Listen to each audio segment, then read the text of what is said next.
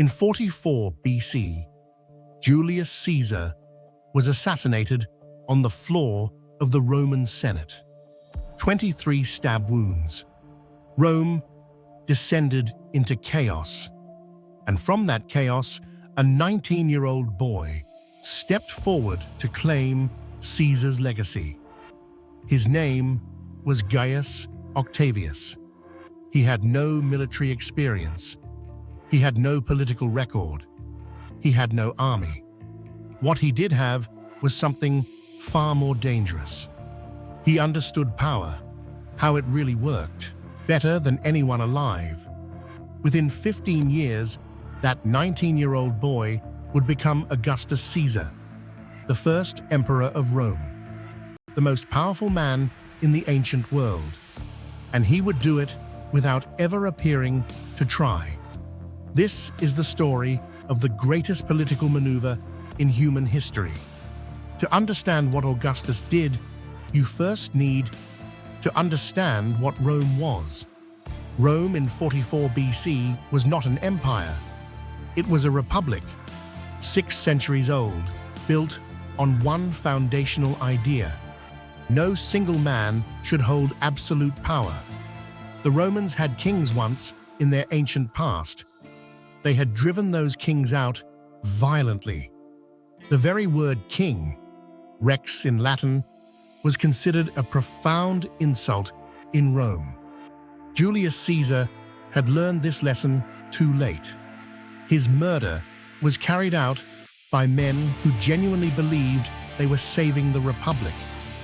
They were wrong, but their instinct that power must never be concentrated in one man was deeply, culturally embedded in every Roman citizen.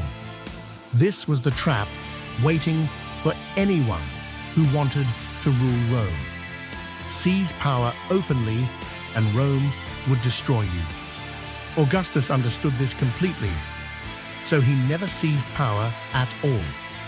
At least, not visibly. When Caesar was killed, he left behind a will. In that will, he adopted his great-nephew Octavius as his son and primary heir. Overnight, the 19-year-old became Gaius Julius Caesar Octavianus. He inherited the most famous name in the Roman world. He also inherited Caesar's debts, Caesar's enemies, and Caesar's unfinished wars. Most people expected him to fail quietly and disappear. Mark Antony, Caesar's most powerful general and closest ally, certainly did. Antony controlled Rome's armies.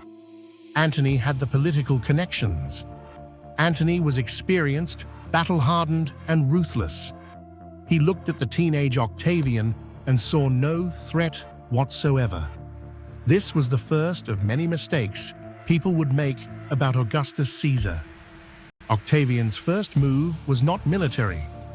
It was financial. Caesar's will promised every Roman citizen a gift of money.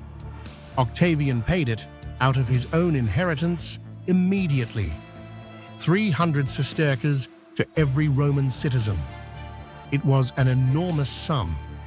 It was also a masterclass in political investment.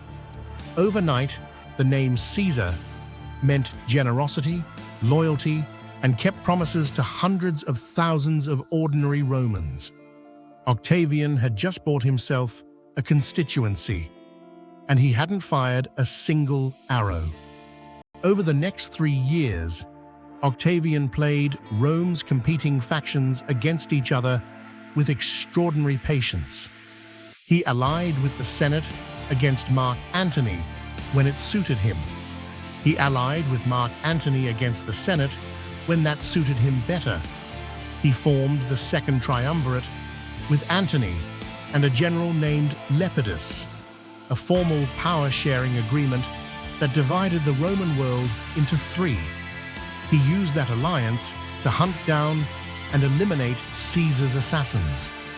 Brutus and Cassius, the men who had killed his adoptive father, were defeated at the Battle of Philippi in 42 BC. Caesar was avenged. Octavian's position was secure. for now. But the triumvirate was never going to last. Three ambitious men do not share power indefinitely. Someone always wants more. Lepidus was the first to go. He made a grab for independent power in North Africa. Octavian stripped him of his military command without a battle. He allowed Lepidus to live in comfortable house arrest for the rest of his life. It was a deliberate signal to Rome. Octavian was not cruel without reason. He was measured, controlled, the kind of man you could trust with power. Then came Antony. Mark Antony had made a catastrophic personal and political error. He had fallen deeply in love with Cleopatra, Queen of Egypt, and had begun behaving less like a Roman general and more like an Eastern monarch. He wore Egyptian robes. He gave Roman territories to Cleopatra's children as gifts. He was, in the eyes of Roman citizens, becoming everything Rome despised. Octavian understood this instinctively. He did not declare war on his fellow Roman Mark Antony. That would have looked like another civil war, another ambitious man grabbing for power.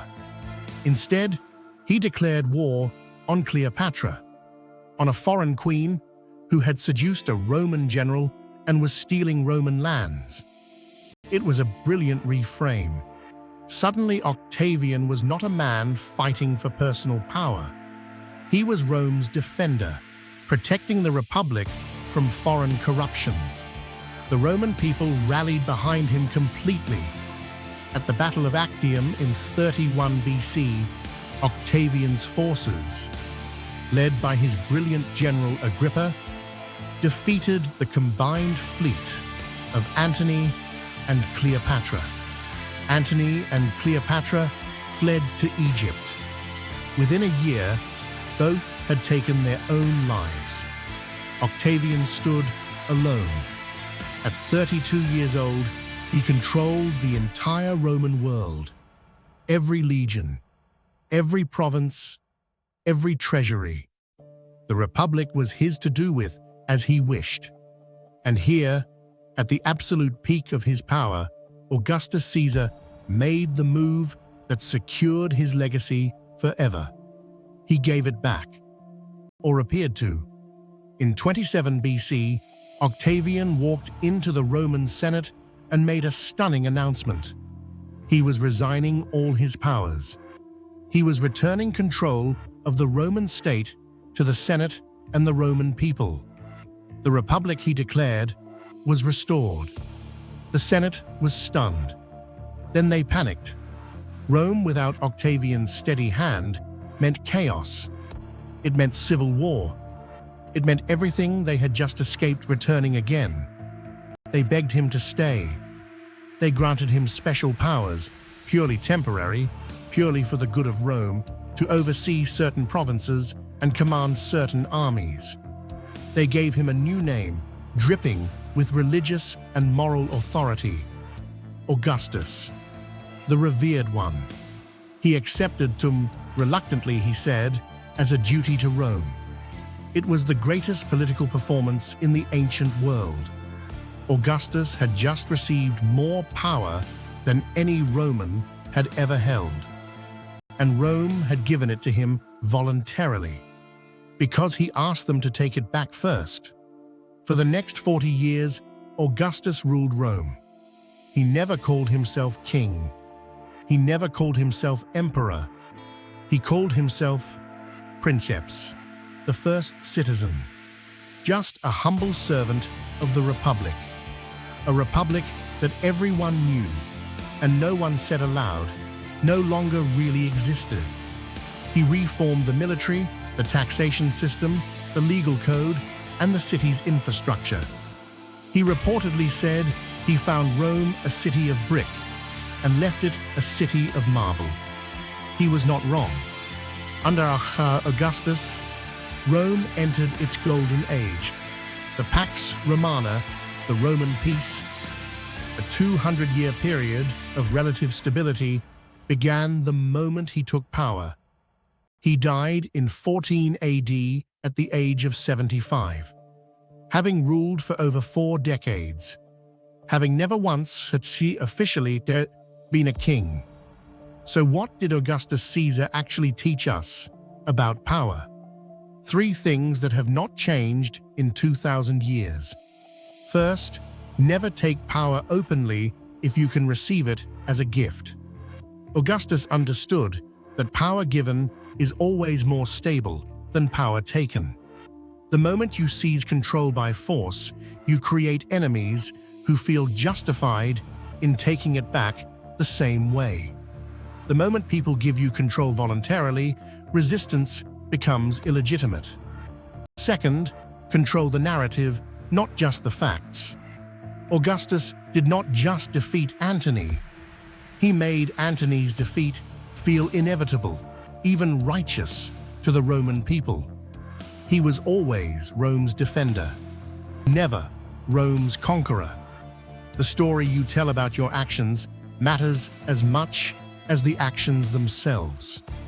Third, patience is a weapon. From the moment Caesar was assassinated to the moment Augustus held sole power was 15 years.